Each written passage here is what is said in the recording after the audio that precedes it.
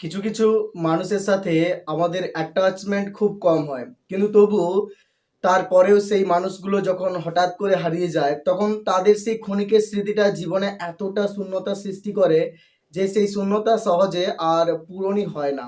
জীবনের সেই শূন্যতাটা একটা ক্ষতের মতো মনে হয়, যার প্রদাহ অনেক দিন পর্যন্ত জীবনে থেকে যায়। বাস্তবের থেকে কল্পনাটা অনেক বেশি আকর্ষণীয়, কিন্তু তফাৎ শুধু এটুকুই যে বাস্তব চিরকাল আমাদের সাথে থেকে যায়, সেটা যতই কঠিন হোক না কেন তবু তাকে মেনে নিতে হয়। আর কল্পনাটা ক্ষণিকের জন্য হলেও চরম প্রশান্তি, চরম আনন্দ দিয়ে যায় জীবনে। অনেক সময় বাস্তবে যার থেকে মুখ ফিরিয়ে নিই, কল্পনাতে তাকেই খুঁজে মরি, তার পেছনেই ছুটে চলি, কিন্তু সবটাই থাকে তার অজানা। প্রকাশিত হয় না বলেই অনেক ভালোবাসা, ভালো লাগা অপ্রকাশিতই থেকে যায়। বলতে সাহসে কুলোয় না বলে অনেক ভালোবাসা, ভালো লাগা অজানাই থেকে যায়। নিজেকে সঠিকভাবে বুঝে ওঠা হয়নি এখনো, তাই জীবন সম্পর্কে এত ভ্রান্ত ধারণা, এত বিরক্তি আর বারবার হেরে যাওয়া। তুমি চলে গেলেও তোমার সেই শূন্যস্থানটা কেউ না কেউ ঠিকই পূরণ করে দেবে। মনে রাখবে, এই পৃথিবীতে কারোর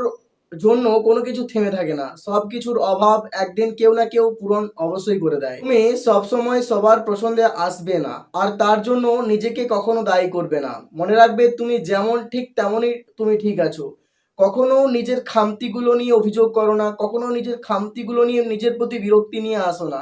মনে রাখবে, তোমাকে যেটুকু দেয়া হয়েছে বা তোমার যা আছে তুমি সেটাই পারফেক্ট, সেটা নিয়েই তুমি সন্তুষ্ট থাকার চেষ্টা করো। কখনো নিজেকে অন্যের সাথে কল্পনা করো না। মনে রাখবে, প্রত্যেকেই প্রত্যেকের থেকে সম্পূর্ণভাবে আলাদা। আমরা যতই ভালো জায়গাতে যাই না কেন তবু আমাদের বর্তমান পরিস্থিতি আর বর্তমান সময়কে নিয়ে খুশি থাকতে পারি না।